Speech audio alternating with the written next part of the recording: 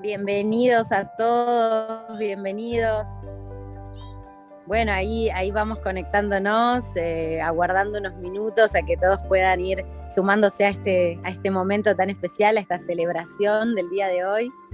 Nos estamos reencontrando en el marco de una de nuestras campañas solidarias, educativas, aquí desde Fundación Antenaturus, en San Carlos de Bariloche, Patagonia, Argentina. Estamos en un lugar muy especial de la Patagonia. Ya van a ver dónde estamos. Bueno, ya muchos saben, se están sumando algunas conexiones más, unidos en este encuentro en el que estamos justamente reuniéndonos para celebrar una fecha muy especial, ¿no? El 22 de noviembre se celebró internacionalmente el Día de la Música y estamos en el mes de noviembre y estamos celebrando este mes. En este momento me encuentro justo al lado de un lugar muy especial, el Cerro O, conocido, un lugar que abraza toda la ciudad. Y como decíamos en la invitación, abrazando este cerro se encuentra un taller en el cual un gran maestro de lutería de Argentina y para el mundo se dedica hace años a esta labor de hacer instrumentos. Es un ser que tiene una sensibilidad única, que nos ha compartido experiencias maravillosas y hoy vamos a abrir la puerta gracias a él y a su mujer que nos permitieron venir a su taller a conocerlo. ¿Están preparados? ¿Comenzamos nuestro encuentro, nuestro viaje? Permiso. Adelante. Adelante. ¿Qué tal? Hola, Raúl. ¿Qué tal? Buenas tardes. ¿Cómo le va? Muy bien, gracias a usted. Bien, bien. Lo encuentro trabajando, lo encontramos trabajando. Tengo que cambiar de cuerda a esto. Ah, qué interesante. Es un instrumento curioso. ¿Qué instrumento es? No es lo que se suele decir un instrumento de concierto, ¿no? Es muy delgadito. El original de este está en Bruselas, en el Museo Real. Y en realidad no tiene casi ningún sentido ni siquiera hacer lo que hice yo, que es una réplica. Pero como siempre he tenido curiosidad, sobre todo por hacer lo que otra gente no hace, bueno, lo hice, porque en realidad con este instrumento nadie da un recital. Esto se usaba solamente para llevar al ir a dar clases a alumnos, o el otro uso que tenía, el de servir para indicar al primer violín del conjunto barroco, de la orquesta barroca. Se acercaba el director al primer violín y le daba, en vez de decirle vamos a tocar tal cosa, se acercaba y le daba las primeras notas. Y después con el mismo instrumento se ponía a dirigir. Este instrumento en castellano se llama violín de maestro de danza. En inglés tiene un nombre que no dice mucho, kit, pero en francés sí. En francés es bastante descriptivo, se llama pochette, porque justamente se llevaba en el bolsillo de la levita o de la chaqueta, ¿no? Y el arco es también un arco, acá, un arco pequeño, como el instrumento, muy chiquito. Y por supuesto el instrumento no tiene un gran sonido, porque no lo necesita, no es esa su misión, no es su función. Pero es muy interesante. Y no creo que haya mucho, por ejemplo, en Argentina. Nadie hace una cosa así porque no es redituable económicamente, por supuesto, ¿no? No le sirve tampoco a alguien que haga rock, por ejemplo, salvo con muchísima amplificación. Así que no tiene mucho sentido, pero muy simpático, muy bonito, muy lindo. Raúl, en su historia usted sí que ha investigado y explorado distintos instrumentos que muchas personas quizás no le darían interés. Claro, sí. Sí, además, no soy solo yo, sino que he logrado transmitir esta infección, también este virus, a, por ejemplo, algunas personas que actúan como víctimas mías, como alumnos. Y en este momento hay un señor, un amigo también, un suizo, que ha hecho 2 arpesiones. El arpesión es un aparato que nadie conoce, pero él vio comenzado uno mío aquí en mi taller, pero además yo le describí de qué se trataba, y él se entusiasmó, porque como él toca algo de guitarra, y ha hecho aquí también varias guitarras, bueno, dijo, bueno, me interesaría saber de qué se trata. Bueno, el arpeggione es sencillamente una guitarra, pero en su tiempo, en el siglo XIX, se llamó guitarra d'amor, o guitarra d'amore, y aparentemente el primero que construyó este instrumento fue un señor Stauffer, creo que Stauffer, en Austria, en Viena, más exactamente, y a pedido o a insistencia o sugerencia de Franz Schubert, alrededor de 1820. Y es muy interesante porque es un instrumento de 6 cuerdas, o sea, un cordófono con 6 cuerdas afinadas como guitarra, pero que se toca como un violonchelo, o sea, con arco. Es muy interesante. Y nadie ha hecho en Argentina esto, salvo esta persona, este hombre que se llama Beat Fuchs, este suizo, y que incluso mi esposa volvió hace poco de Europa y trajo las cuerdas para el instrumento. Este instrumento es una fábrica, pues son cuerdas de tripa, o sea, de intestino animal, ¿no? Que es la cuerda original de la época. Raúl, realmente en su historia de tantos años usted sí que ha explorado diferentes tipos de instrumentos. ¿Cuál fue el primero que le llamó la atención? Bueno, el primero siempre en realidad es el rey de los instrumentos, que es el laúd del Renacimiento.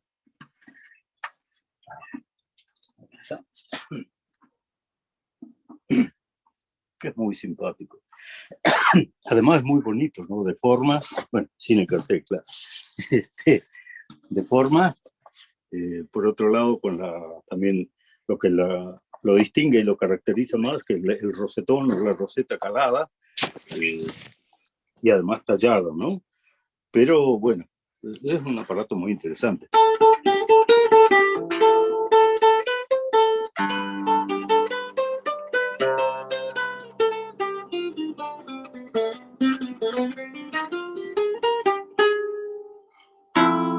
Bueno, está un poco desafinado, habría que afinar.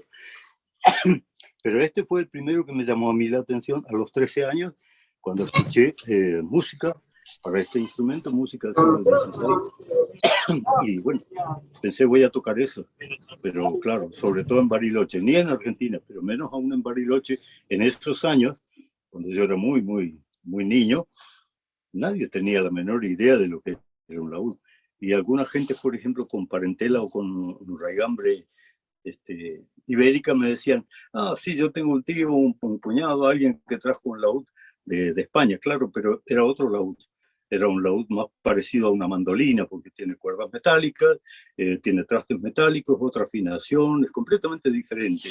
Y otras gentes que tenían o ancestros o relaciones, por ejemplo, con un cercano oriente, me decían, vamos a ver a un pariente mío que tiene un laúd que trajo de Siria o de Líbano. Y eso es otra cosa, porque es el laúd árabe.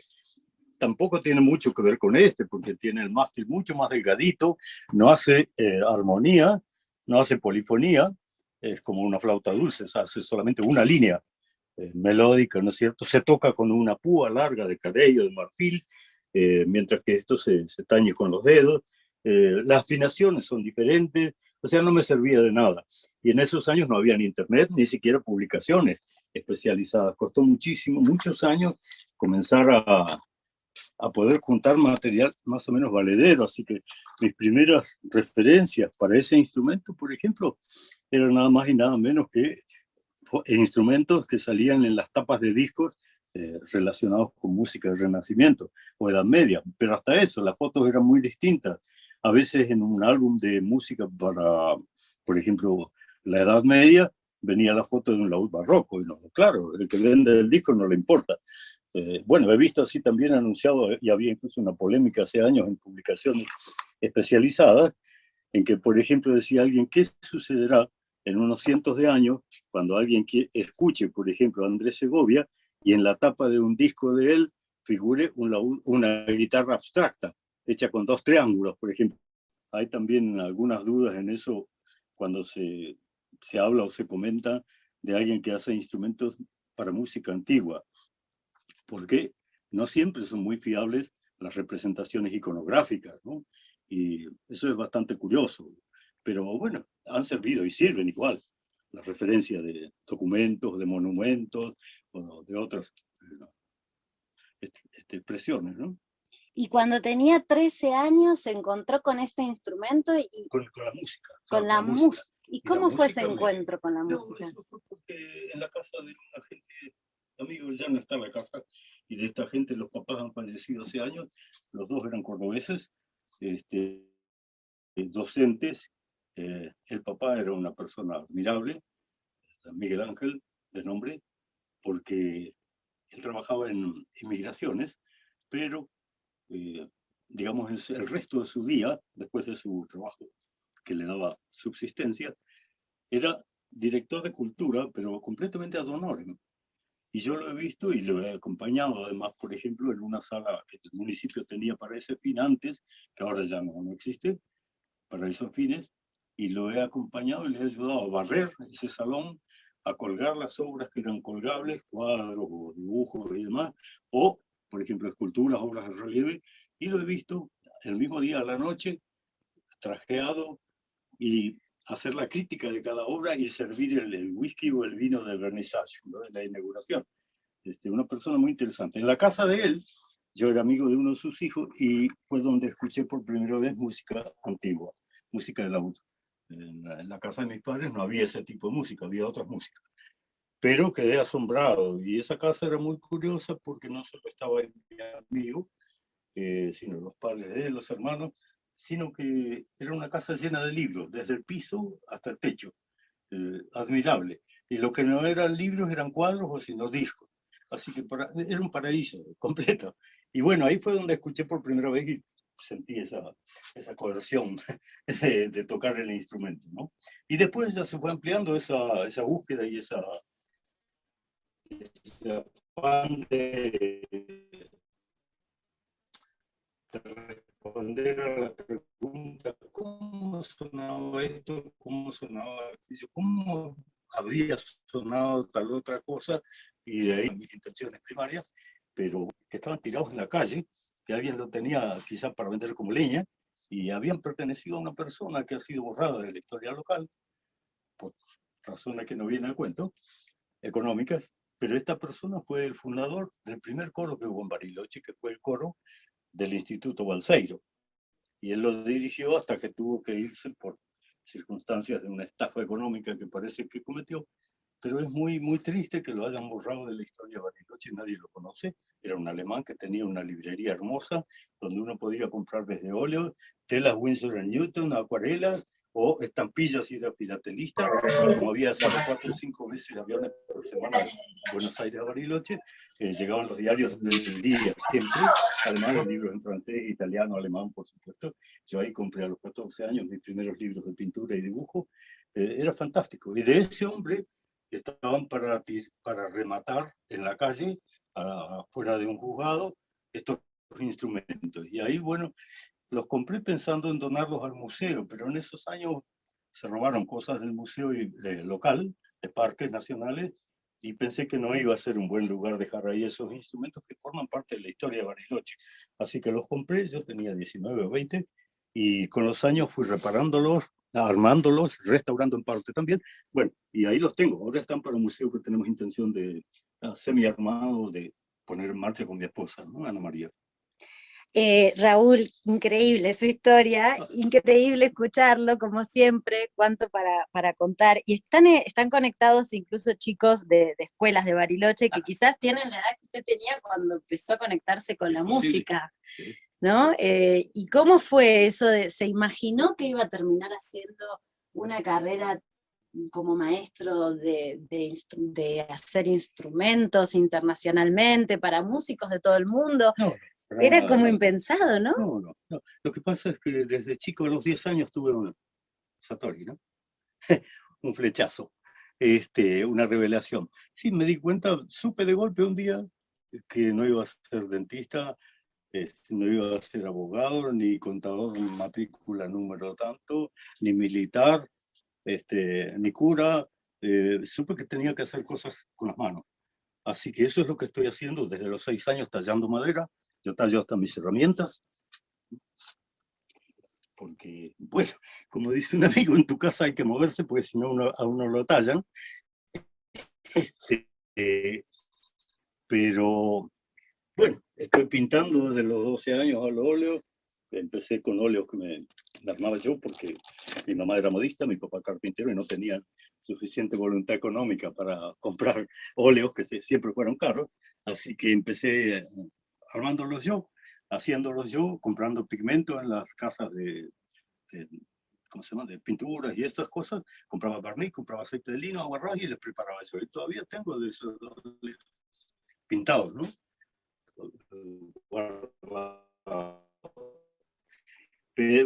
Pero siempre hice cosas con las manos. Yo he hecho desde canoas hasta pento en piedra, y lo sigo haciendo. Y en madera, por supuesto, ¿no? En cuero. A mí me gusta crear cosas, o sea, todo lo que sea hacer cosas con las manos, ¿no? Mientras no sean maldades.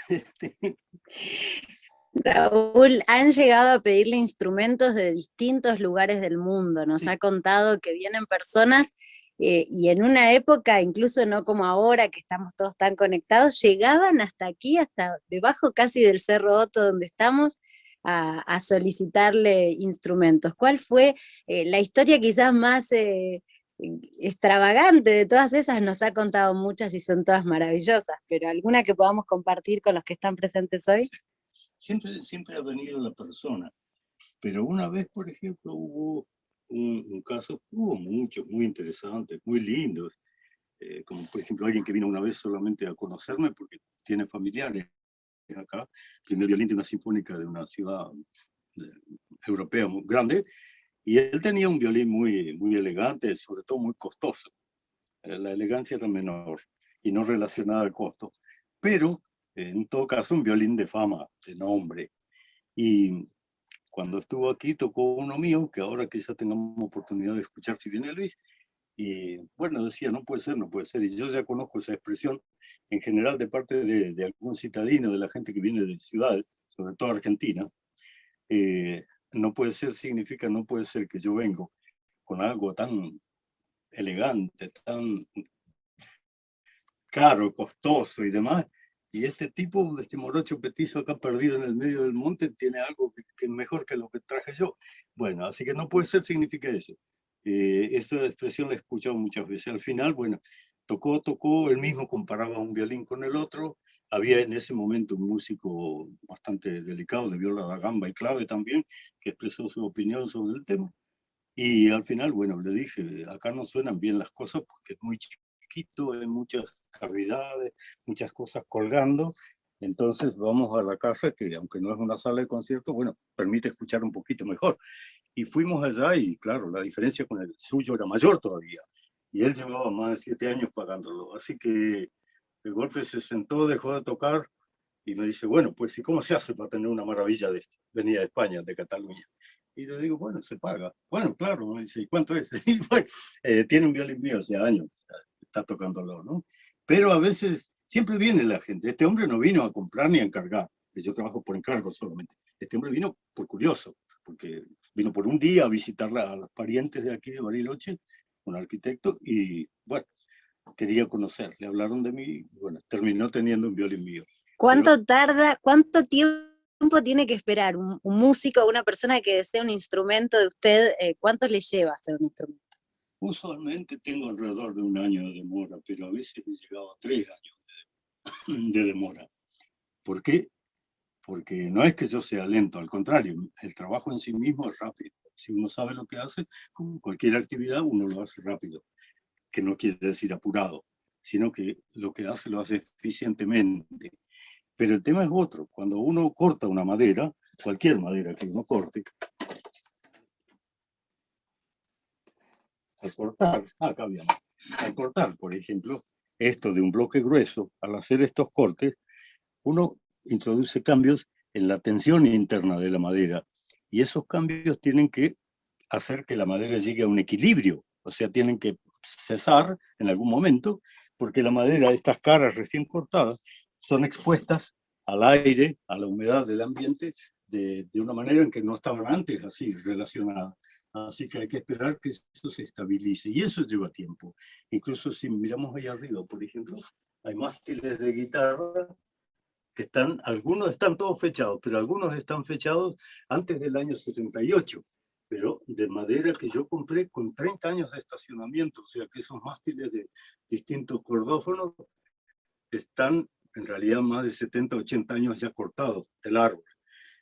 Bueno, cada parte que uno usa en el instrumento requiere eso, tiempo, porque normalmente la gente dice, yo me sentaría. La gente normalmente dice, claro, para que la madera se seque, pero no, no es solo que se seca. La madera tiene otros procesos, como el primero, claro, evaporar agua hasta que está en relación de equilibrio con el entorno. Pero la madera, además de hemicelulosa y lignina, tiene, por ejemplo, resina, aceites esenciales, ceras, un montón de otras sustancias, una cantidad, que no todas se evaporan, algunas sí se volatilizan, otras no, algunas se tienen que solidificar, y todo eso lleva tiempo, y es un proceso que no se cumple ni rápido, ni tampoco con un secadero artificial, como es la creencia normal entre la gente. Esa parte del secadero artificial, el horno, no la cumple. Entonces, por más que uno compre una madera que pasó por horno y que le asegura al vendedor que está seca, sí, estará seca en cuanto al contenido de humedad, pero no ha terminado de moverse. Todavía no está en equilibrio con el entorno, porque no está quieta y pueden años demorar. Raúl, y hablando, o sea, estamos hablando de que hay acá instrumentos que tienen madera de más de 100 años. Claro. Y hace un tiempo nos contaba que a sus estudiantes usted les enseña a sentir la madera. Claro, claro. Si uno trabaja en madera, uno tiene que aprender también a sentir el metal, por ejemplo, y aprender a sentirlo con las manos y sentir qué diferencias, por ejemplo, hay de textura y temperatura entre diferentes aceros o hierros, ¿no? De la misma forma en la madera uno tiene que no solo sentirla táctilmente, sino que estar muy atento, por ejemplo, a estas circunstancias, sobre todo.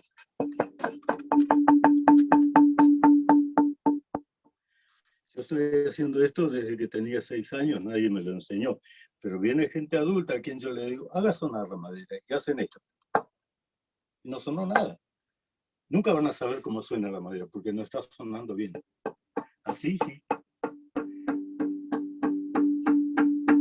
Y esto, por ejemplo, es algo, una especie de análisis, de test, que uno hace mientras está también construyendo el instrumento todo el tiempo. Pues sobre todo, por ejemplo, en un violín, en las tapas y lo que se llama el fondo, las partes de atrás. Me voy a mover ahí un segundo.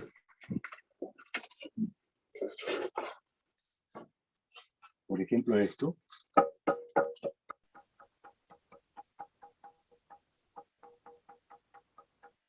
Bueno, este pedazo, por ejemplo, de abeto, lo saqué hace unos 20 años de un piano que tenía 137 años cuando vino, cuando yo lo compré. O sea que tiene un siglo y medio largo, descortado. Tapa de violín.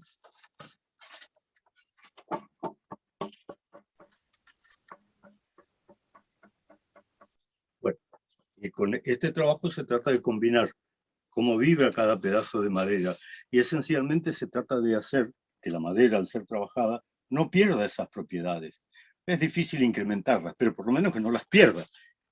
Cuando uno hace en el interior, por ejemplo, de un instrumento como esto, que es una viola caipira, o esto, que es una guitarra, de las cuales puedo mostrar una docena y son todas distintas, asimétricos, por ejemplo, todas las tablitas estas tienen distinto ancho, distinto espesor que esto y distinta altura, son todas trabajadas diferentes, parejos. Bueno, porque eso, a eso uno llega haciendo esto. Esto es la resonancia natural de esta madera, que es lo que hay que tratar de no perder, para que suene lo mejor posible. Cuando se usa, por ejemplo, en guitarras comerciales, un material que se conoce como en Argentina como madera terciada, los españoles dicen contrachapado, en inglés se llama plywood, en alemán Sperrholz, no se puede obtener ninguna resonancia porque son capas de madera superpuestas a 90 grados una respecto de la otra y con cola al medio. Y eso no vibra nada, para nada, porque no es madera ya, es más cola que madera. Bueno, esas cosas son las que efectivamente con mis pobres víctimas tratamos de cultivar, a conocer, a aprender, porque eso es lo que, en realidad, el fundamento de este trabajo, que es básicamente física, física aplicada.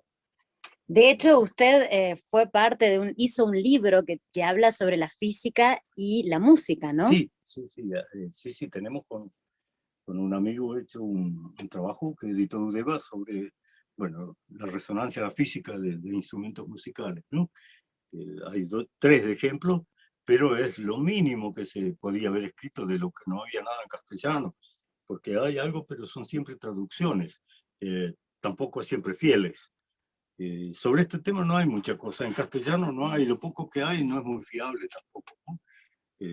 Pero bueno, eso encontré yo hace muchos años, porque por ejemplo la vihuela española, instrumento que floreció del siglo XVI, sobre todo en el XVI hasta el principio del XVII, es muy curioso que no tenía hasta hace muy pocos años nada, absolutamente nada en castellano. Había trabajos lindísimos, muy interesantes, libros muy grandes, muy exhaustivos bastante, pero estaban en inglés, por ejemplo, o en alemán, pero no había nada en castellano. Ahora sí, por ejemplo, hay por ejemplo, esta publicación, esta está dedicada solamente a la vihuela española, ¿no? Que sería lo que en el resto de Europa durante el Renacimiento era el laúd.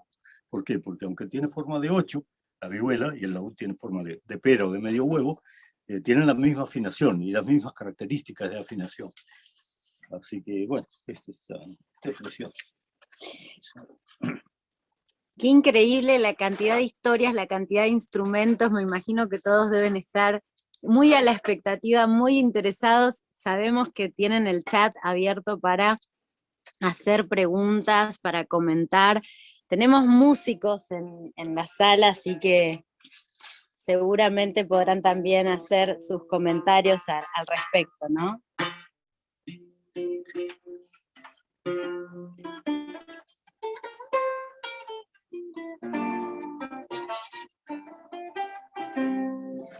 ¿Hay preguntas? Todavía no estamos viendo las preguntas, pero ahí se está reactivando el chat para quienes quieran preguntar. Les contamos que pusimos una pantalla para que Raúl pueda también verlos, para que pueda ver quienes están conectados. Muchos tienen cámara, algunos otros no. Hola. Bueno, está presente, por ejemplo, Demián Premesi, que también es músico, ¿no? Demián, en tu caso, especialista en batería. Quizás puedas compartirnos, Demián, acá con el maestro, qué sentís, qué es para vos la música. Estamos en este día tomando conciencia de esta celebración del Día Internacional de la Música, desde sus diferentes aspectos. Buenas, no sé si puedo abrir el micrófono. A ver si lo escuchamos bien ahí. No, se lo escucha bajito. Sí, Ahora sí. ¿Ahí me escuchan bien? Sí. Maestro Raúl, un gustazo enorme. Un gustazo enorme, maestro Raúl. Un placer poder ver su atelier, su trabajo. Sé que es muy reconocido. No voy a Bariloche desde el año 94, así que prontamente iré y estaré con usted y charlaré con usted, porque la verdad que me emociona mucho poder escucharlo. Ajá. Bueno, gracias. Mucho gusto, sí, gracias, muy amable con el recuerdo. Qué lindo. Le quería preguntar. Sí. ¿Qué dijo? Quería hacer una pregunta, Demián. Sí, hasta dos preguntas gratis. Perfecto. Le quería preguntar, maestro, ¿dónde consigue las maderas, los diferentes tipos de madera para todos los instrumentos que usted hace? ¿Cómo? ¿Dónde consigue las maderas? Dice, Bueno, el uso de... La gente a veces pregunta de qué madera hace la guitarra o el violín. Y yo le digo, no, de ninguna madera en especial, porque son muchas maderas diferentes que se usan siempre para cualquier instrumento. Incluso si usted es de percusión, hasta una marimba, por ejemplo, los resonadores no son de la misma madera que la caja de abajo de la resonancia. Bueno, eso pasa exactamente igual con todos los instrumentos. En un violín, una guitarra, un violonchelo, una viola da gamba o lo que fuese, la tapa siempre es de una madera liviana, generalmente conífera, un abeto. Tengo que decir la verdad cruda, mal expresada en Buenos Aires y otros lugares como pino abeto. Eso es una contradicción flagrante, es una obscenidad casi, semántica, ideológica y también forestal, porque no existe el pino abeto. O es pino o es abeto. El pino tiene las piñas, los estróbilos colgando. El abeto tiene las piñas para arriba. Y el pino abeto debe tener las horizontales, pero nadie lo conoce. Yo no sé dónde. No, eso viene de un error de interpretación de un solo término que los italianos, Liutai, constructores que vinieron acá a fines del siglo XIX, principios del XX, expresaban como pinabete rosso, pero un solo término, pinabete. En español, por ejemplo, los españoles muchos suelen decir pinabete, eso es correcto, pero pino abeto no, porque es como una manzana frambuesa, una frutilla limón, no existe, son cosas distintas. Bien, ¿por qué pinabete rosso? Porque cuando el árbol es muy grande, uno lo ve en el Tirol, en Norte Italia, en Austria, en Alemania, los árboles muy grandes tienen una corteza externa muy gruesa que cuando el árbol es muy, muy viejo, se abre y al abrirse se raja y deja ver la segunda capa que cuesta sonorosa. Maileño bianco, giallo, pero no es rojo. El abeto se llama rojo, abeto rojo, aunque la madera es blanca, pero es rojo por esa característica, que asoma un rojo muy vivo, un carmín vivo, detrás de la primera capa. Esa es la madera más idónea aparentemente para instrumentos, ¿no? Sobre todo las tapas. Ahora, nosotros tenemos una fortuna bastante extraña que, por ejemplo, los colegas de Brasil no tienen y que nos envidian con muchísimas ganas, es tener algún par de maderas que no son el abeto tradicional de hemisferio norte, pero que son muy aptas para tapas. Una, por ejemplo, voy a mostrar enseguida, esta,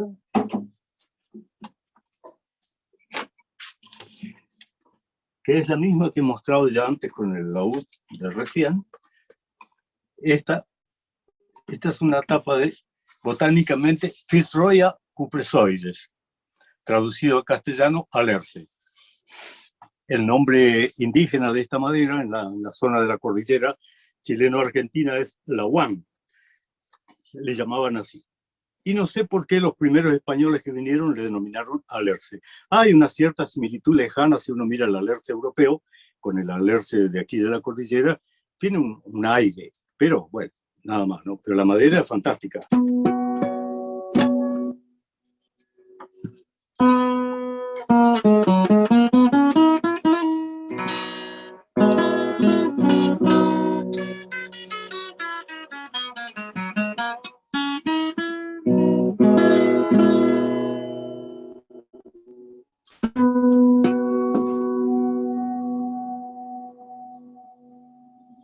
La caja es de arce, pero la tapa de alerce.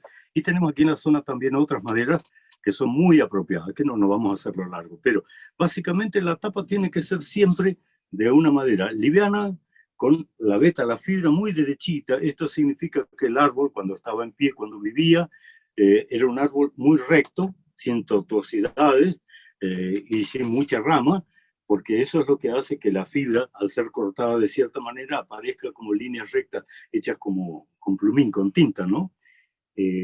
Pero, por ejemplo, los puentes de los instrumentos, en este caso, nunca pueden ser de la misma madera, porque el puente de esta misma madera que la tapa sería muy blando, se rompería inmediatamente, no tiene resistencia, pero además carece de ciertas propiedades que da la dureza, mayor dureza, pero a la vez elasticidad, para, adherido a la tapa, poder transmitir las vibraciones de las cuerdas.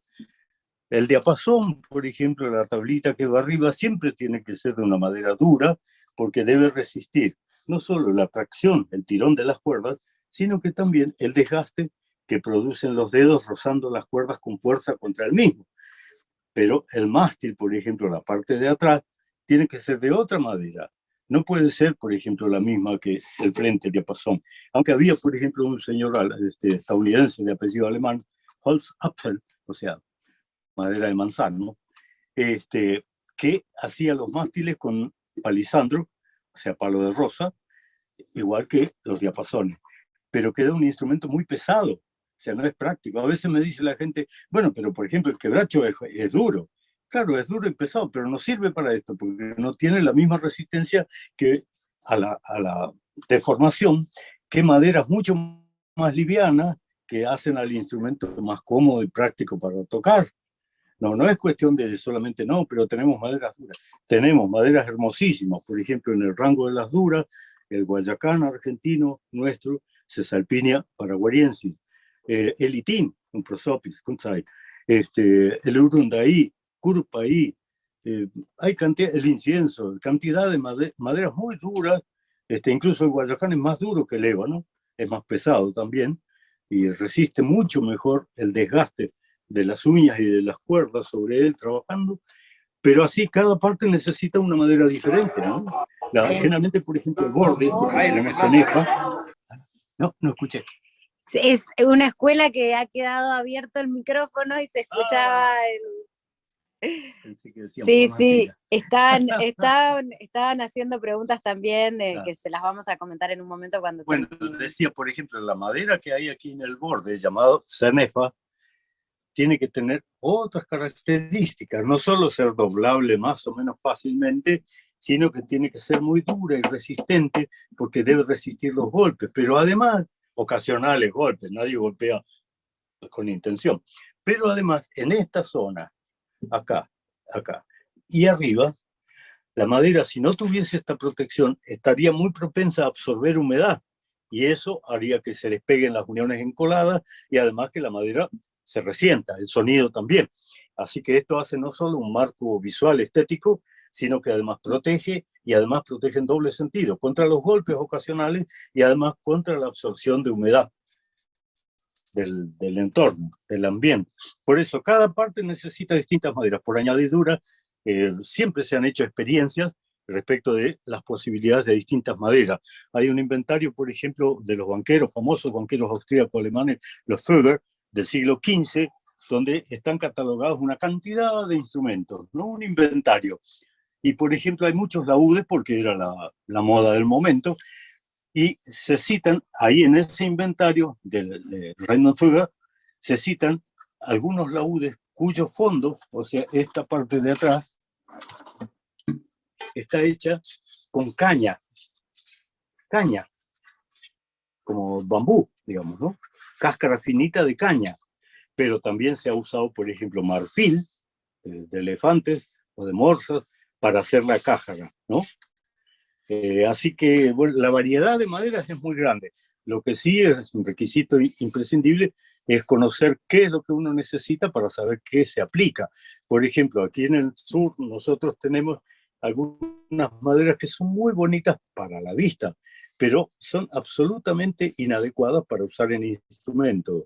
O, curiosamente, ciertas personas los usan para instrumentos, pero es porque no saben, porque no estudian y desconocen absolutamente las propiedades de esa madera que es tan bonita.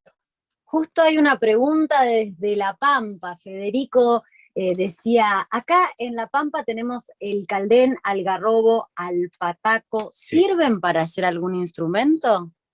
Sí, un poco depende del tamaño de las piezas que se puedan obtener de esas especies, porque algunas de esas que usted nombró, de crecimiento muy lento y son achaparrados, pero además tortuosos, no tienen troncos rectos. Entonces no se pueden hacer, por ejemplo, piezas largas como la de esta especie, que es Acer pseudoplátanos, con fibra recta, pero sí sirven para partes de instrumentos. Esas maderas que usted citó, yo las he usado, algunas todavía tengo ahí, sirven, por ejemplo, para clavijas de instrumentos con clavijas de madera, como el laúd, para puentes, pero hay que saber si hacer el corte, porque no es solo la especie que debe ser la adecuada, y ese árbol en particular el adecuado, sino falta la otra, el corte.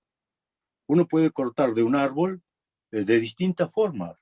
Y la madera que se usa en instrumentos tiene que ser cortada solamente en lo que se conoce como corte radial, que es lo que también se usa aquí en la zona, por ejemplo, para hacer tejuelas, o sea, tejas de techo.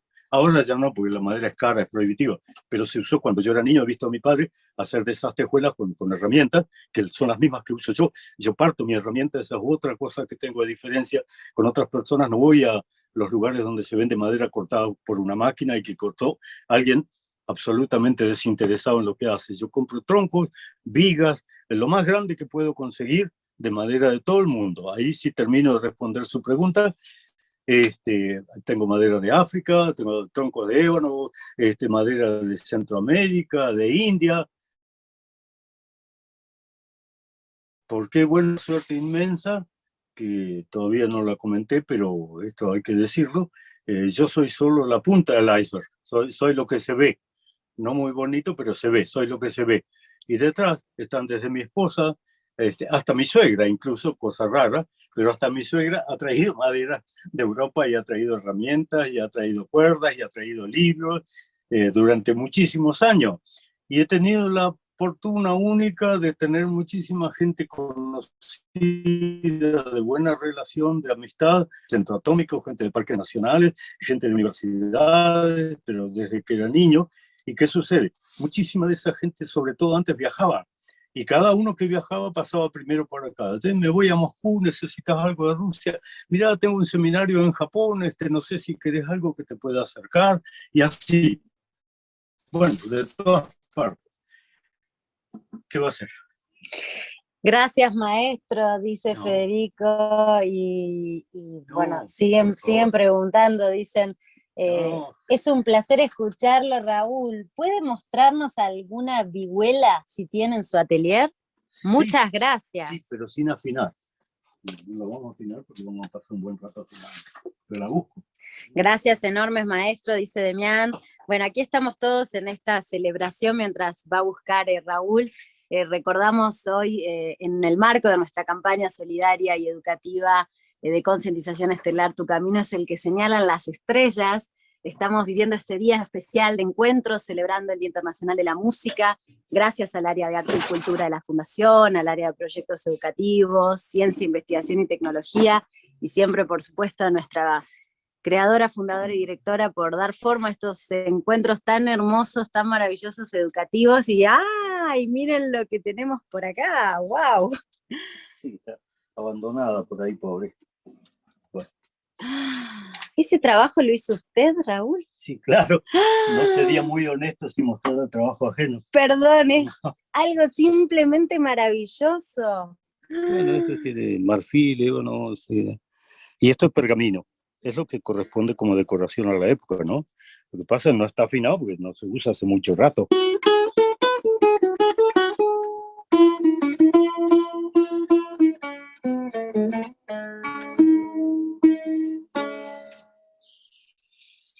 Estos son frutales de cerezo. Y tiene, por ejemplo, igual que el laúd de la época, los trastes no son fijos, son móviles, ¿no es cierto? Por ejemplo, esto es madera argentina, pues yo verá. Esto es, los argentinos dicen jacarandá de escabiuna en portugués, porque es de Brasil. Esto es palisandro de Brasil, mal llamado jacarandá en Argentina. Esto es ciprés, de aquí de la zona, es palisandro, palo de rosa. Pues lo demás es ébano y marfil, toda la decoración. Pero esta es más o menos contemporánea de esta, ¿no? Esta es una guitarra barroca, el original está en Inglaterra, es una guitarra portuguesa de un señor llamado Belchior Díaz. Y esto que se ve aquí, por ejemplo, no es tinta, no está dibujado, sino que es madera, ¿no? Increíble, Original de increíble. 1580. Impresionante. Increíble esta colección, aparte que tiene aquí. ¿Cuánta cantidad de instrumentos distintos hay acá, Raúl? Sí, hay bastantes. Sí, hay muchos. Algunos son bastante curiosos. La forma en que están hechos, ¿no? Por ejemplo, esto, voy a llevar por allá enseguida.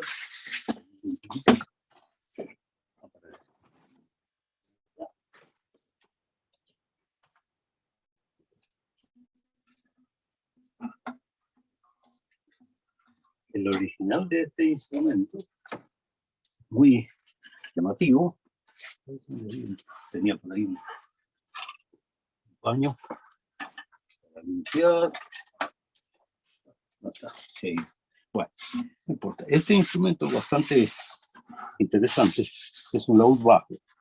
El original es de 1585 y fue construido por un señor alemán, pero que vivía en Padua, llamado Michel Hartung, o Hartung. Esto comentaba, por ejemplo, la roseta siempre tiene un trabajo interesante, ¿no? De calado, de perforado y después tallado para asemejar un entrelazado, ¿no? Esto es un laúd bajo. Y sí, tampoco hay mucha demanda para estas cosas porque, aunque ha habido un renacimiento de la música antigua, no hay tanta como para que haya conjuntos con varios tamaños diferentes de laúdes. Pero lo interesante de esto, a lo que me refería y por lo que lo busqué, es esto. El fondo está hecho con tiritas, de las cuales cada una tiene dos colores. Cada una. ¿Cómo se hace esto? ¿O cómo se hizo? Porque esto era la práctica con que fue hecho el original. El original está hecho con tejo. También se hacía ciprés europeo, que tiene igual que esto, muy diferenciada la zona del centro del árbol de la zona externa, la zona más de crecimiento, más viva, más próxima a la corteza. Y se cortan gajitos muy finitos, muy delgaditos también, que tienen un poquito de la parte del centro, el corazón del árbol, y un poquito de lo afuera, un poquito adentro, un poquito de afuera, un poquito de que se llama corazón o duramen, y esto se llama albura o sámago. Y así se hacían, en esa época, se hacían con muchos gajitos, y lo interesante es que, por ejemplo, este que tiene 30 y pico gajos, semeja tener 70. Porque, claro, cada gajo tiene dos colores, ¿viste? Pero es lindo. Bueno, este también tiene madera de alerce, de acá de la cordillera, para la tapa, y es muy sonora, ¿no? A ver si encuentro acá. Sí. Ah, tengo que haberlo preparado. No sé dónde está. ¿Ya pasó? Ahora, ¿está o estuvo? Mientras tanto le cuento que dicen, wow, qué belleza, increíble maestro, gracias, increíble, qué maravillas, gracias. Estoy asombrada y embelesada con todo lo que está contando. Es admirable su trabajo y dedicación. Transmite con sus gestos y palabras su pasión por lo que hace. Gracias, dice Ana Clara de Rosario, Santa Fe. Gracias, gracias Ana Clara. Bueno, ella hace música con su voz también, ¿no? Exactamente. No, a mí me interesó siempre hacer lo que no se veía normalmente, lo que no había en los negocios. A veces la gente me dice, guitarras eléctricas, no me interesa. Si hay miles de fábricas en todo el mundo, pero ¿cuánta gente hay que haga esto, por ejemplo?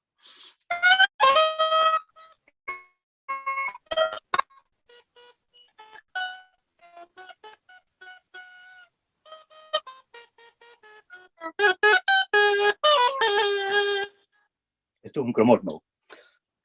Nadie paga por hacer esto. Los estudios para desarrollar las herramientas para hacer estas cosas. Pero bueno. No sé. Claro, porque encima usted comenzó este oficio en un lugar de la Patagonia, sí, donde no era fácil conseguir las herramientas. No, las herramientas ni existen, hay que hacerlas. De hecho, acá hay algunas que he hecho yo, por ejemplo, para violines, para arcos. Esas, ¿sí? Son cepillos. Porque muchas veces escuché yo toda mi vida a otra gente, y lo difícil son las herramientas, lo caro son las herramientas. Bueno, pero se hace, todo se hace. De hecho, todo lo que hizo otra persona yo lo puedo hacer. Acá hay, por ejemplo, una muestra de un taco xilográfico que me sirve a mí para hacer mis etiquetas, que las cambio cada 10, 12 años, hago distinto taco, imprimo, tiro la estampa y bueno, sale diferente, ¿no? pero todo se puede hacer. Si lo hizo otro, yo también puedo hacerlo, con más o menos dificultad.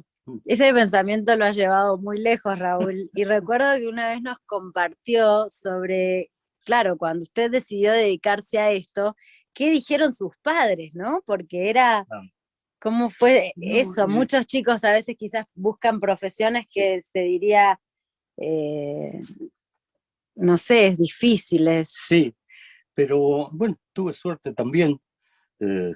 Mi papá tocaba alguna guitarra, cantaba, mi madre también. Y en eso tuve suerte porque ellos pudieron entender que no estaba en mis ambiciones futuras ser médico o ingeniero en algo. Sabían que quería hacer cosas con las manos y lo entendieron perfectamente. Y para mí hicieron algo muy importante, porque a un hijo se lo puede estimular alentándolo y se lo puede estimular no obstruyendo el camino de ese hijo, por ejemplo. Fue lo que hicieron mis padres. Fue muy lindo. Me ayudaron en todo lo que pudieron. Lo que pasa es que en mis años más jóvenes yo hacía demasiadas cosas distintas. Yo le hacía la bisagra, la llave, la cerradura, todo, porque me gusta trabajar todos los materiales que tenga a mano. No se puede mostrar ahora, pero realmente uno trabaja muchos materiales. A mí me gusta así y es lo que trato también de que la gente capte, los alumnos que vienen, que capten eso, ¿no? Que hacer un instrumento no es tener un plano, comprar en Buenos Aires en una casa especializada las herramientas en otra, las maderas, y entonces hago un Stradivari. No es así, nada que ver. Ya estamos mal por tratar de compararnos con otros, ya empezamos muy mal, empezamos con el pie izquierdo.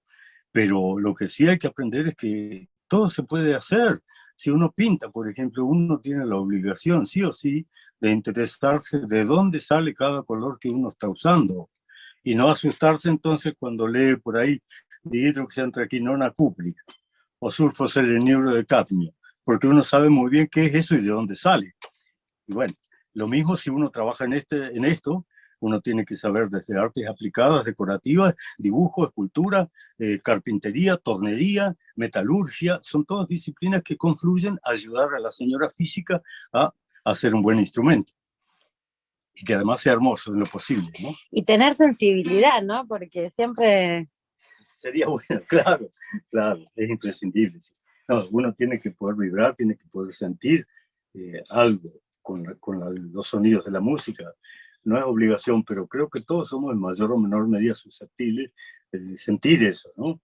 A veces me da la impresión de que no todo, pero creo que sí, que tenemos esa capacidad todos de poder percibir y vibrar al unísono con sonidos, ¿no? Esto es un aparato curioso.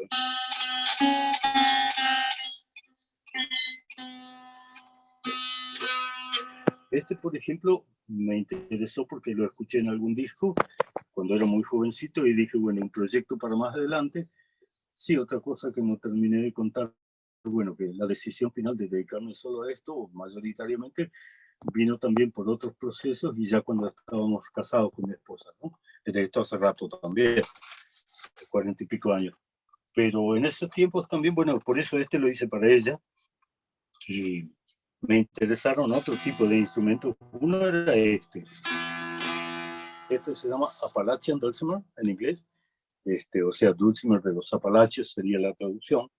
No como dice una amiga, Dulcinea de los Apaches. Y le digo, no es así. Es Dulcimer de los Apalaches o Dulcimer Montañés. Y ella me dice, claro, por eso Dulcinea. No. Bueno, no insisto más, ya me rendí.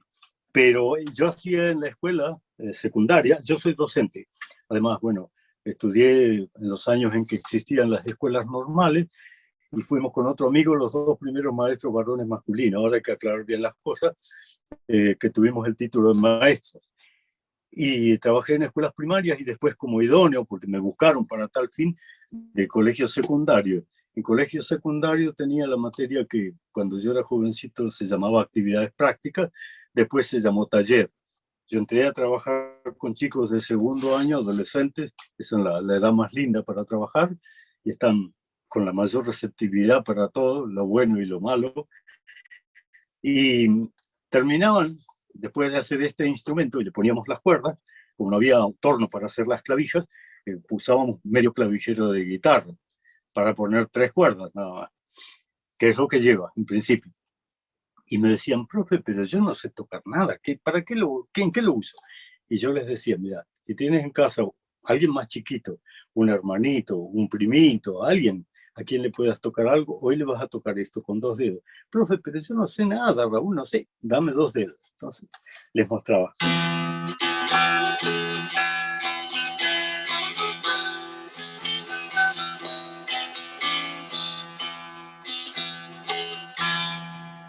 Y salían felices porque ya sabía tocar, porque a los 14 o 15 pescan enseguida, ¿no? Todo. Pero es un instrumento muy interesante este. Cayó la púa, se cayó por acá. Se cayó. Ah, estaba ahí. El plectro, acá está. Ahí está. El uso en Estados Unidos normal es así. Este es de la costa este de Estados Unidos. Nosotros, americanos del sur, estamos muy contentos, tenemos la cordillera de los Andes. Pero ellos, como son un primer mundo y más poder, a la izquierda, las Rayosas, las Rocky Mountains, y a la derecha, Apalachia, toda la cordillera de los Apalaches. Este pertenece, y es un instrumento que originariamente está basado en lo que se llama una cítara de mesa, que sería esto, que procede del centro de Europa, o sea, Austria, Suiza, Alemania, en toda la zona montañosa que les sirve más o menos de límite común a ellos, ¿no?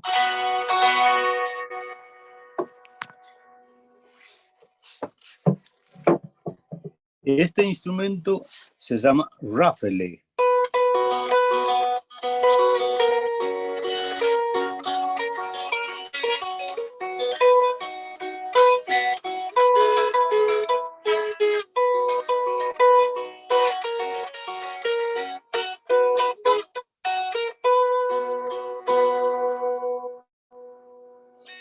Estas cítaras no llegaron en esta forma a Argentina, pero sí parecidas con muchas más cuerdas. Muchísimos inmigrantes de Alemania, de Suiza, de Austria, incluso del norte de Italia, han traído este tipo de instrumentos, pero en las versiones más elaboradas. La versión primitiva es esta. Y el otro que acabo de mostrar, que está aquí, el estadounidense, es un derivado de aquel, ¿no? Y otra vez se perdió la púa. La Perdón. púa traviesa que Sí, se... Perdón, un segundito, le he dejado apoyado. No sé, acá. Ahí. Esto se usa así, con un solo dedo, y es muy curioso este instrumento porque tiene 2 cuerdas al unísono.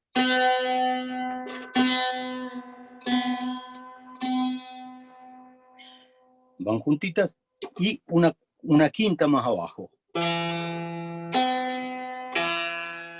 que es un acorde básico, ¿no es cierto? Perfecto. ¿Qué sucede?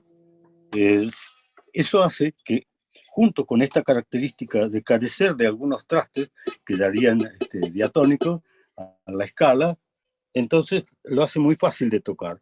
Y es muy sencillo porque no importa donde uno toque,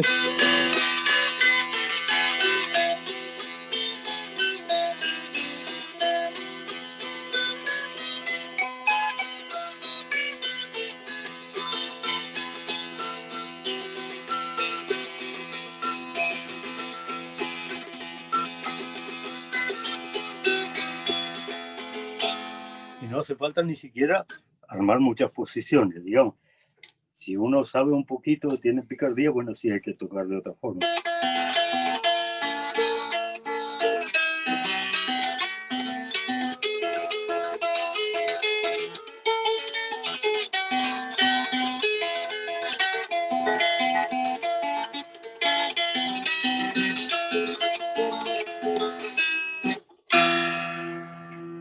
Pero estadounidenses normalmente se tocan así.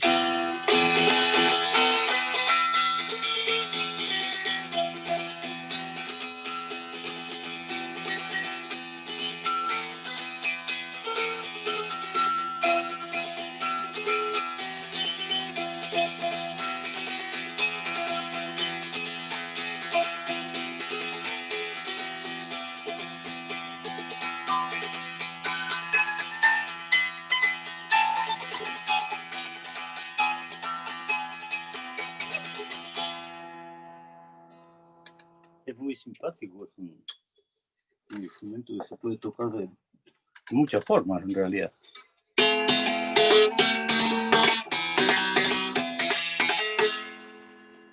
De mil maneras. Y hay variantes de esto en Europa, por ejemplo, en la península escandinava, donde el puente está un poco curvo, aquí la ceja también, y se toca con un arco. Es muy interesante, he hecho de esos también. De estos he hecho varios, sobre todo para Alemania, que andan por ahí dando vueltas, ¿no? Bueno, si alguien me preguntaba, usted preguntaba por el tema de la gente.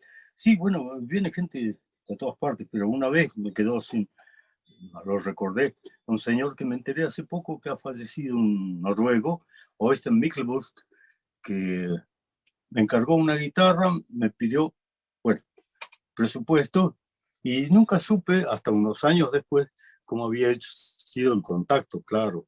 A un músico argentino que vivió muchos años haciendo temporada de conciertos allá en Tocapiano, parece que habló de mí en varios lugares, y debe haber sido bien porque este hombre quería un instrumento, pero lo interesante fue que me encargó que tuviese algo eléctrico, electrónico, de amplificación, de algo que yo ni conocía la marca, pero gracias a ese encargo me puse yo en contacto con un matrimonio de California que hacen lo que con esos años se llamaba tecnología del espacio, de materiales del espacio, hace captores, o sea, micrófonos diríamos, ¿no? En lenguaje vulgar. Pero estos captores son algo bastante curioso. Cuando yo terminé el instrumento para esta persona, que no vino a Argentina, fue una de las únicas dos personas para quienes he trabajado y que no vinieron a Argentina, resulta que me habían traído de Estados Unidos el captor, el micrófono, y era una cosita así de juguete, una estampilla, un papelito, como una cartulina, con un cablecito, y yo pensé que era una broma. Así que como no tenía amplificador, pasé a algún negocio a probar y me quedé asombrado de la fidelidad. Y desde ese tiempo, desde ese momento, soy un adepto y un propagandista de los productos de esta gente, ¿no? La marca es Pick Up the World. Pero es muy interesante y yo no recomiendo otra cosa para los clientes cuando quieren amplificación, ¿no?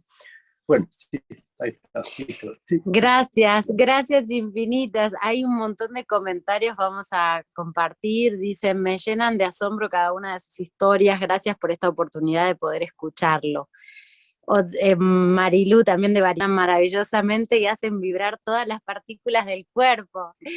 Dicen muchos músicos que sus instrumentos, cuando uno los toca, es como que cobran vida. Y así fue, ¿eh? Sin duda lo pudimos hay apreciar. Cosas curiosas, porque cuando el instrumento es vibrante, cuando vibra todo, cuando la madera está bien y es la correcta y está bien trabajada, sucede algo muy extraño y es que vibran óptimo, ¿no? Y entonces se producen algunas cosas como lo que se llama, entre músicos se llama sustain, que es que el instrumento quede en vez de caer el sonido, como en el sonido comercial, el instrumento comercial, el sonido es pic y cae enseguida. Claro, le ponen un micrófono y un amplificador de 400 vatios y aturde y dura media hora. A mí me pasó ver a un músico muy querido, muy amigo, de Rosario justamente, muy conocido, a Jorge van der Mole, a quien trajimos una vez con mi esposa acá a actuar al instituto, en una sala del Instituto Balseiro, junto con Ariel Borda, de Córdoba, y en algún momento salió Jorge a probar su guitarra, con caja, pero amplificada. Hizo un armónico y dejó la guitarra apoyada y él se fue y siguió sonando. Y yo dije, qué asombroso instrumento, hasta que me di cuenta, no, es la electrónica, el instrumento no sonaba más hacía rato, pero sí puedo mostrarlo. Más sobre eso.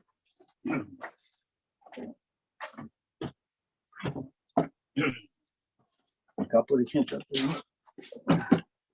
muy conocido, tiene, bueno, esas características, ¿no?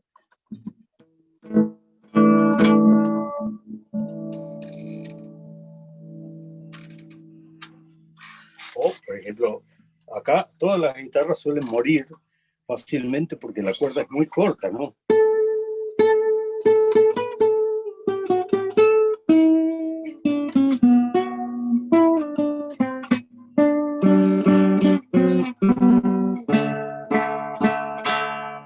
El instrumento, por ejemplo, creo que es óptimo, es muy sensible y corresponde muy amablemente a lo que el músico le pida, ¿no? Yo no soy músico, pero digamos, uno puede hacer y el mismo instrumento puede sonar y es el mismo.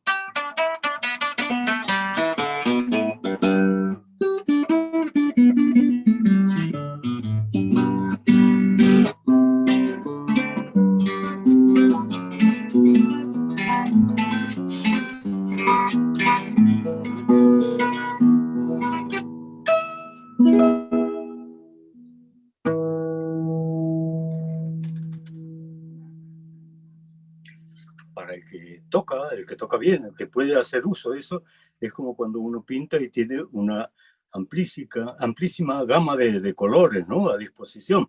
Entonces uno puede hacer muchas más cosas que si solo tiene blanco y negro. Es otra expresión, digamos. Pero esto es curioso, ¿no?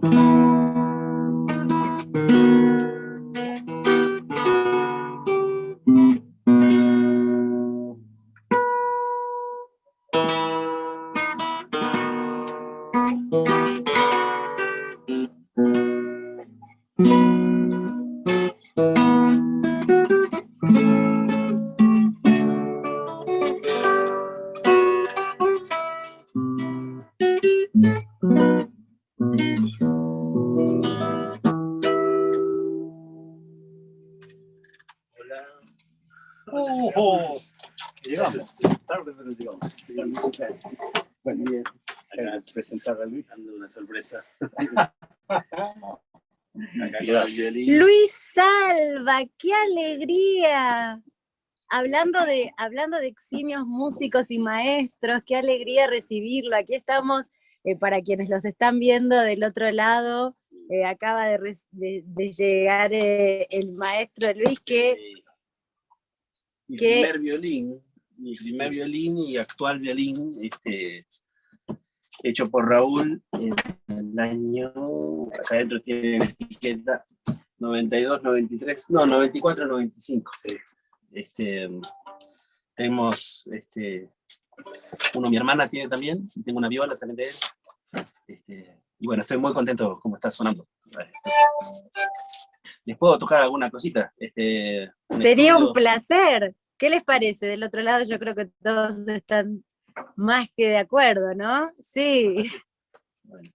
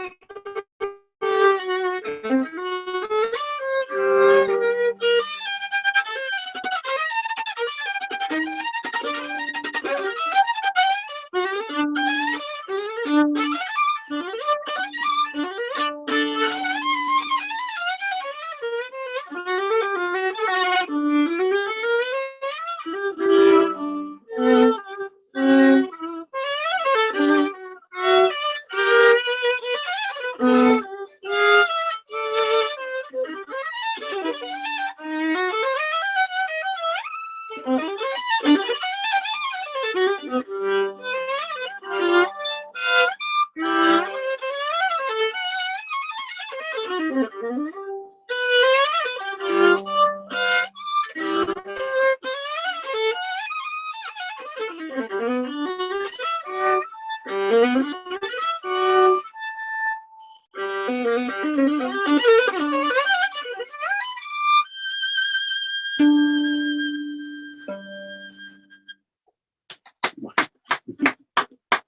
Gracias. muchas gracias. No.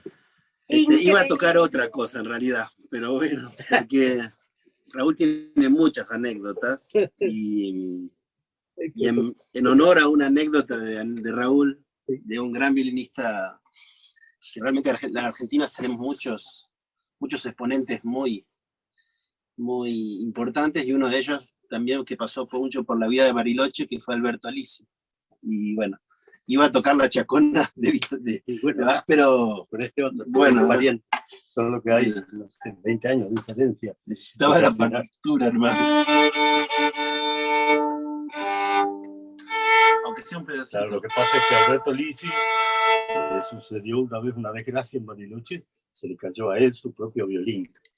En ese momento, un Guarneri original, y costaba algo más de $1.000.000, y se sintió muy mal. Bueno. Pero vino acá y fue muy bien, muy lindo. Muy bien. Terminamos muy bien. Y ahí, bueno. Supuestamente iba a tocar con la partitura, así que si me olvido...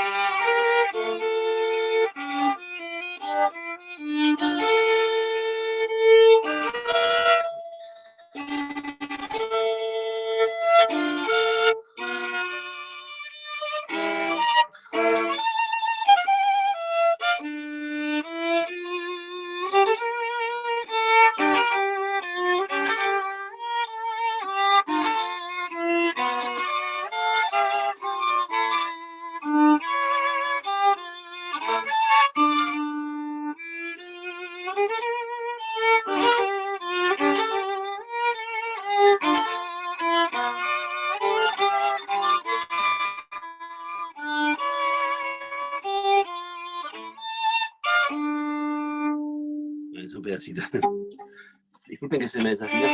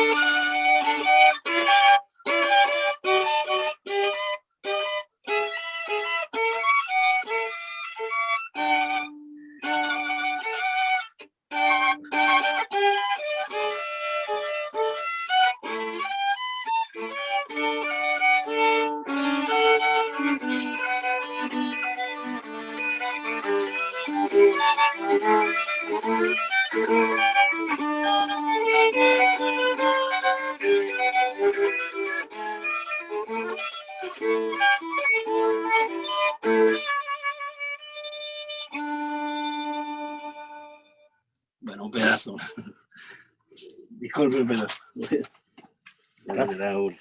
Gracias, gracias. Aplauden del otro lado y creo que Raúl brinda ese abrazo en representación de todos los presentes. Estamos sumamente emocionados y agradecidos. Por favor, Luis, es un agradecimiento inmenso. Nosotros aquí desde Fundación Anten Arturus Les agradecemos a todos los que están presentes de distintos lugares de Argentina. Es maravilloso poder celebrar este Día Internacional de la Música de esta forma.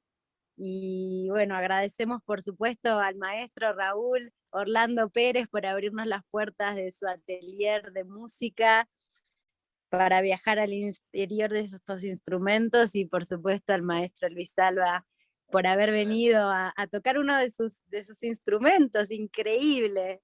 Así que, dos, no uno, dos. Si queríamos ver cómo sonaban, no nos quedó ninguna duda. Cualquier cosa, si alguien quiere escribir. Claro, muy bien. Duda, sí, sí. Así va a ser, sí. Recuerden que desde ya nosotros aquí desde Fundación Anten Arturus también hacemos un agradecimiento inmenso a nuestra guía y mentora Anten Arturus, quien hizo posible este encuentro. Gracias por guiarnos hacia este maestro, porque realmente fue, bueno, en otro también momento compartiremos esa mágica historia de cómo se abrieron las puertas para llegar hasta aquí, hasta el maestro Raúl. Y Luis, gracias. Bueno. Y más brevemente para cerrar, ¿qué es la música para vos, Luis?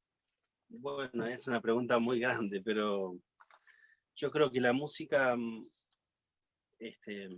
más allá de lo que sea la música, es muy importante lo que la música le ha ayudado a las personas a sobrellevar, y para cada uno creo que tiene un significado distinto. Así que es muy, muy difícil de definir, porque para cada uno tiene una importancia en su vida que si no, no se hubiera dedicado a la música. Yo creo que todos los que se dedican a la música es porque realmente lo necesitan, y por lo menos debería ser así siempre. Así que bueno. Y eso es para vos. Para mí es así, y bueno, Raúl es un enorme maestro que siempre, de chiquito, que yo venía acá, que siempre fue una enseñanza y un momento de reflexión estar con él, con todas sus anécdotas. Y, bueno, yo toqué esta pieza porque era esa anécdota. Sí, es larga la anécdota, sí, pero tiene que ver con bueno, el maestro Elisi, que bueno, que tocó esa misma pieza acá, y bueno, él era un enorme violinista. Claro, realmente un violinista descomunal. Y yo tenía aquí mi primer violín, hecho con unas maderas humildísimas, con álamos, ciprés, y sin mucho conocimiento, pero tenía, digamos, cumplía con lo que diría un abogado, las premisas básicas, ¿no? Las generales de la ley. Y bueno, como él trajo su violín y yo hice lo que había que hacer, además de reencolar 6 piezas que estaban desencoladas, del golpe, entre otras cosas, más el puente que se había corrido y todo, y cuando se lo entregué, lo tocó y me miró con cara un poco de desagrado, me dice, no, no es mi violín, dice, no es del sonido, no, no. Y le dije, escúcheme maestro, su cabeza está desacostumbrada por un par de días al violín, su violín está desacostumbrado a sonar de la forma que lo hace siempre, dele un rato. No, no, pero no, le digo, démelo por favor, y lo guardamos en el estuche, y le dije, ¿puede mientras tanto tocar este otro? Y lo miró, está muy bueno, dice, es muy bonito, ¿eh? Dice, ¿quién hizo esto? Le digo, yo. Caramba, dice, ¿puedo tocar? Y le digo, para eso se lo he pasado, por favor. Así que empezó a tocar y me dice, ¿quieres escuchar algo? Y le digo, sí, por favor, la Chacona del Rey, porque claro, es una pieza larga y yo quería darle tiempo a que el violín de él se estabilizara. Sí, cómo no, me dice. Y empezó a tocar acá y se daba vuelta cada tanto probando el violín. Que se tocó largo, ¿ves? ¿Cuánto dura la Chacona? 16 minutos. Sí, es largo. Bueno, para mí además es una de mis piezas preferidas. Muy bien. Cuando terminó, le digo, ¿ahora puede tocar lo mismo en el suyo? Sí, claro, dijo, pero como no muy convencido. Y empezó a tocar y lo miraba, me miraba a mí y tocó otra vez la Chacona de nuevo y la paró por la mitad, me abrazó, me dice, usted es un maestro, y me dio un abrazo. Bueno, bravo, dicen todos. Gracias maestro, es increíble su arte y es maravillosa la pasión por su tarea. Un verdadero placer todo lo que nos compartió. Gracias a todos por haber participado de este encuentro. Quienes puedan poner la cámara para saludar, hacemos un saludo final, que hubo escuelas que se tuvieron que retirar porque había terminado ya su hora de clase, pero quienes estén allí presentes, miren, ahí están, acá los pueden ver, Raúl, miren, acá están saludando muchos de los participantes. Gracias desde La Pampa, Rosario, bueno, desde Bariloche. Gracias por haber participado nuevamente desde Fundación Anten Arturus. Les agradecemos por haber estado en este maravilloso encuentro virtual educativo, celebrando el Día Internacional de la Música. A mí me quedaron algunas lágrimas porque realmente me emocioné muchísimo. Gracias a todos por estar presentes y desde ya seguimos compartiendo, seguimos trabajando por el arte, por la cultura a través de nuestra institución. Gracias a todos, gracias siempre al Consejo Directivo de Fundación Anten Arturus, a su presidenta especialmente. Que tengan una hermosa tarde, que disfruten de la música. Volveremos a encontrarnos sin duda en un nuevo encuentro. Gracias, gracias, gracias.